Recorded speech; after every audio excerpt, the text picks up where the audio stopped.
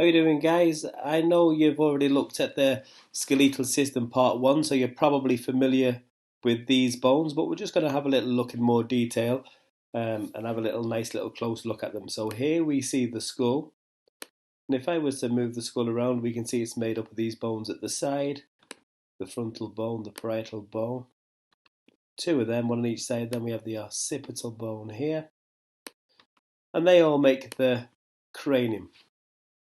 We have another bone in the skull here called the jawbone, we call the mandible.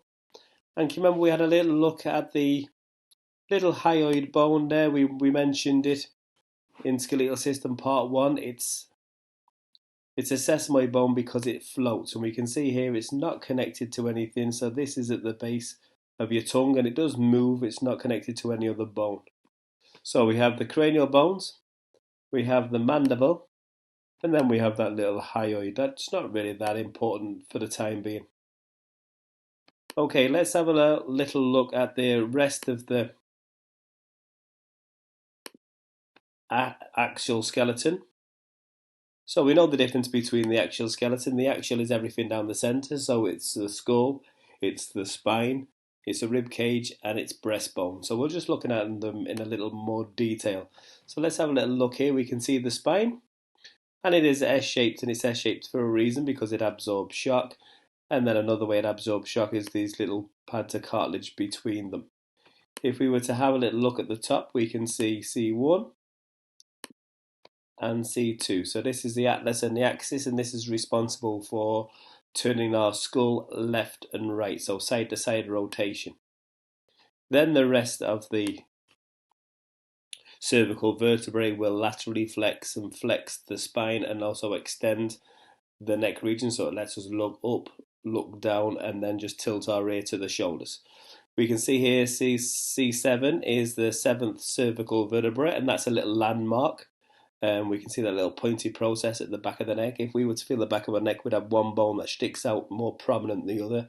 That would be your C7. So anything below that is your thoracic. And we have 12 thoracic bones. We can see here T1 to T12. And we have 12 thoracic bones, and we also have 12 pairs of ribs. So these support our rib cage. Then we have 5 lumbar bones, and we can notice the lumbar bones are the biggest bones, are the largest because they're the strongest, down to L5, our 5th lumbar, and then these go into our fuse bones at the bottom, called our sacrum. We have 1 to 5 there, so we have 5 fuse bones at the sacrum, and then we have our tailbone. So if I click onto the tailbone and bring it into the center, we can see we have 4 little small bones on our tailbone. Our tailbone is the coccyx, made up of 4 bones. Okay, let's continue on with the trunk. We'll take a little look at the rib cage then. So starting from behind, we know we have these 12 thoracic, and from them we have our ribs, 1 to 12. Okay, let's look from the front, and let's have a little view from here. We can see ribs 1 down to 7 all connect directly to the sternum. Okay, so we have 7 pairs of ribs. These are true ribs because they all join directly to the sternum. And then we can see rib 8, 9 and 10. These are false ribs. These all join in via this costal cartilage, so they don't go directly to the sternum. And then we have these little 2 floaters at the bottom, ribs 11 and 12. So we have 12 pairs of ribs in total. The bottom 2 don't even attach via cartilage, so they're floating. And then they all join to the sternum. The sternum is made up of 3 little bones. So we have this manubrium here, we have the body, and then we have the xiphoid process at the bottom, but this is just the sternum. The 3 bones all fused together. Okay, so that's the axial skeleton, the cranium, the mandible, the vertebral column, then we have the rib cage and the sternum. So everything else then that's left over is the appendicular skeleton, and this is made up of the limbs and the girdles. So if we were to take the upper limbs, And let's have a little look at the two girdles that hold the two bones that form the girdle. We have this first one being the clavicle. This runs from your sternum here and then runs out to this point here, and then we have the scapula. So this is where the scapula meets the clavicle, the AC joint, acromion clavicular joint.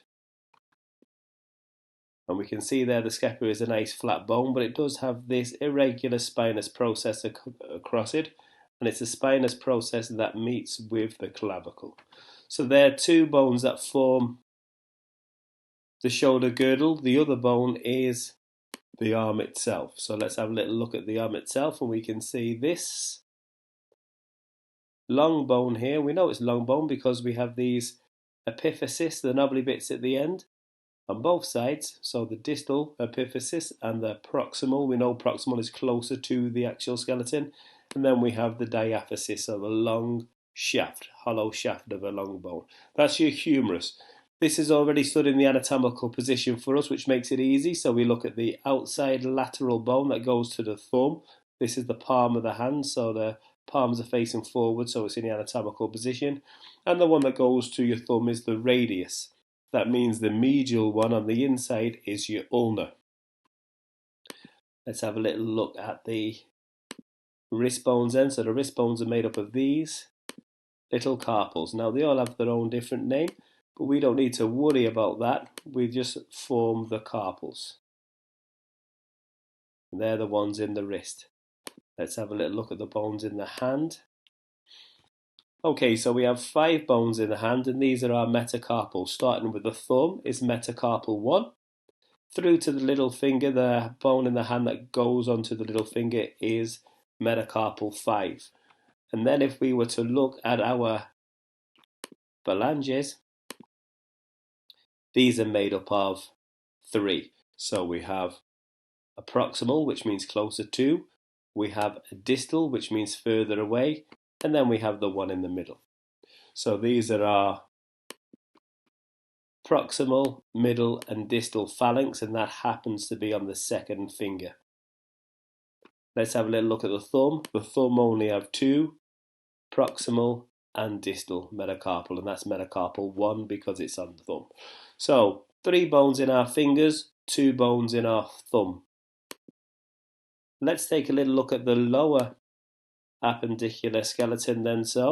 And we know its main girdle here is the hip bone. So we can call it a pelvis, but we do know that if I was to bring it to the center, the hip bone here is made up of the ilium. This is the pubis that comes down here, and this is where it meets in the pubic symphysis. And then we have the ischium, which is this irregular seat bone at the bottom. The head of the femur sits in here, and this forms the hip joint. So this knobbly bit is the attachment site for all our muscles that cross over the hip, the greater trochanter. And that's our femur. So that's the longest bone in the body. And we can see the proximal and distal ends of the femur. Let's take a little look at this sesamoid bone here, the patella. This is a nice little bone. So this is another floating bone. So there is a slight gap here, and this does move. So it'll go up, it'll go down, it'll go left and right. This is encased in ligament and tendon, and it floats. Our quadriceps will run through this tendon here, and it will join onto the tuberosity of the tibia here. So this lumpy bit here of the tibia will be the attachment site of all our quadriceps, and they run through this patella tendon. Let's go on to the tibia now. So the tibia is the main shin bone. We know we have 2 of these, one left and one right. And then the smaller bone that sits lateral to the tibia and forms this ankle bone, so your lateral malleolus, it sits here, and that is our fibula. Now we have the exact same amount of bones in our arm as we do our leg. So we know we have tarsals, which are like our carpals. But the difference is with these, we only have 7 of these instead of 8 that we have in our wrist. However, we do have a patella, which we don't have in the arm, so we still have the same amount of bones. Our largest one here, if I spin around this way, we can see is the calcaneus. That's our largest tarsal. And then we have this here, which is our talus, and then we have our navicular, and then we also have these three cuneiforms. So we have the medial, intermediate, and then the lateral one. So this is just the furthest away from the midline, and this is the closest to. That's why it's called the medial. And then we have this little cuboid bone on the end. Okay, like our hands, we have these long bones in our feet. And number one is pointing to our toe. So our first metatarsal goes to a toe. So our fifth metatarsal goes to our baby toe. And then we have the same on our little digits at the end. We have the proximal, middle, and distal phalanx. As a group, these are called phalanges. And that's on the baby toe, so that's number 5. And then our number 1 is our big toe, which we only have 2, a proximal and a distal. We have no middle phalanx. So that's a close look at the bones of the skeleton. I hope this makes everything look a little bit clearer. Chat soon. Take care.